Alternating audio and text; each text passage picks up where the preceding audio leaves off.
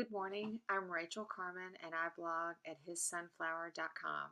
And today I want to talk to you about mom time. So many of us are exhausted and we're chasing little ones around all day and we're doing laundry and we're preparing meals and we're doing our very, very best to stay ahead and on top of everything and all the opportunities God's given us every day, and it's exhausting. And so I know that a lot of us, I remember very well, and still have days, even now with older children, when I just need a break and I just need some mom time. I just need some time to refocus, to step away, to take a deep breath.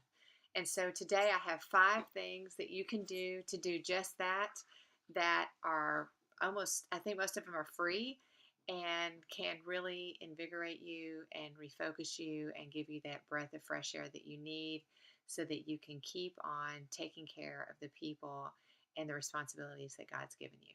So, the first one, probably most of you are going to be familiar with, and that is take the time to have a cup of hot tea or coffee, whichever one's your favorite. I happen to be a hot tea girl. My favorite flavor is mint tea. And there are moments through the day when I just go in, turn the hot water kettle on, and make myself a cup of tea, and just sit and relax for just a few minutes and just enjoy the hot mint tea. I know a lot of you are coffee fans. Make yourself a cup of coffee and sit down, sit on the porch, and just enjoy that for just a few moments. It can make all the difference. Sometimes, Mom, we need to take the chance and do this in the midst of the chaos. Take that one moment and just relax. And then maybe go back into the schoolroom or back into where the children are playing or go in and start dinner or whatever. But take a moment to have a hot tea or a hot coffee. The second thing I want to suggest to you is to read a good book. Now, I give a huge caveat here. I'm not suggesting that you read any book, and I certainly am not suggesting that you run to the New York Times bestseller list or Oprah's book club reading list and pick a book from there. Moms, I'm going to charge you. I'm going to admonish you. I'm going to encourage you to make sure that you engage your mind in choosing good books to read. First of all, it won't be a surprise to you that I want to encourage you to spend time primarily in God's Word. That's the best good book, and if you need encouragement and strength for your soul and for your journey, that's where you're going to find it. So first of all, you've got to make sure that you're spending time in God's Word first. Secondly, it's great to read a really good book. And there are really good books still out there. Again, not just any book that's selling well, because there are some that are on the bestseller list that need to be thrown in the trash. No one needs to read them at all. So I want to encourage you to be discerning, but here are some of my favorites. If you've not read Leif Inger's Peace Like a River, it's one of my all-time favorite books. It's got a great message of redemption. It's a solid read. Secondly, if you want another one that's really outstanding, these are a couple of years old, but some of my favorites. The Wednesday Letters is also an outstanding book, and this is by Jason Wright, and I can wholeheartedly encourage both of those.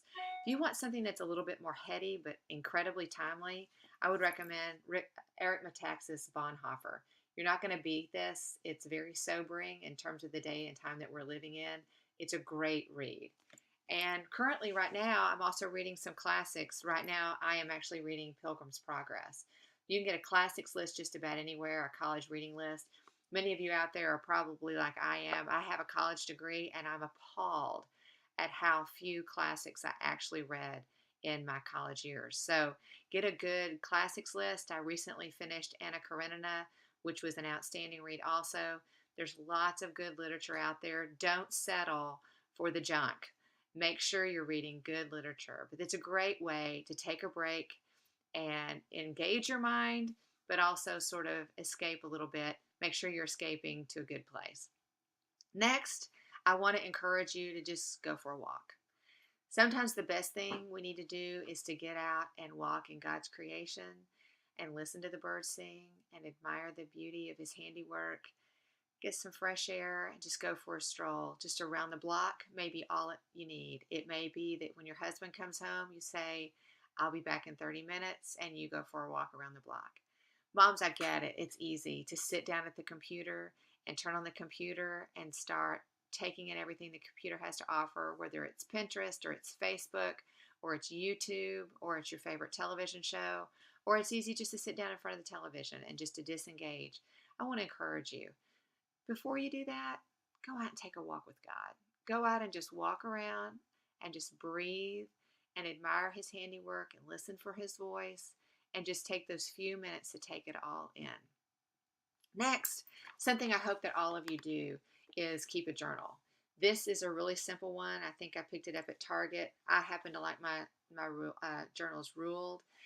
Keep a journal, ladies, of what God is saying to you, what He's showing you, a place where you cry out to Him, where you write it all down. So many times I have come to a place of pure and total exhaustion, and I've taken the time to sit down, and often with tears streaming down my face, just pour it all out to God, my frustrations, my fears, my inadequacies, my weaknesses. And there's nothing like getting it out on paper and then getting up. I can't tell you how much better I feel when I've got it all out. So I want to invite you, keep a journal. Write down, instead of going and calling your best friend, instead of going and posting something on Facebook, go and pour your heart out to God in a journal and write down what He's doing, what you see Him doing, where you wish He would show up. Be honest, your God's big enough for that. And write it all out in a journal and keep that. Finally, I saved one of my most favorite things for last. And again, this would take your husband's cooperation, but I think that he would benefit from it.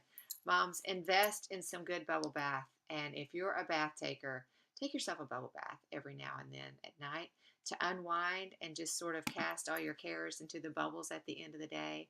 Just sit there in the warm water and exhale all the cares and the worries of the day. You know, God's word says that His mercies are new every morning. It says that we're to cast our cares upon Him, for He cares for us. Do that. Just relax. It's okay, Mom, for you to relax. It's okay for you not to be folding laundry or cooking a meal or tucking someone in. It's good. It's okay. It's right. It's proper for you to take some time for yourself. So there's 5 ways, inexpensive. Some of them are actually free, that you can take time for yourself to rejuvenate yourself, to refresh yourself, to refocus yourself on all that God has given you to do. I'm Rachael Carman, and I blog at else.Often. Have a great day.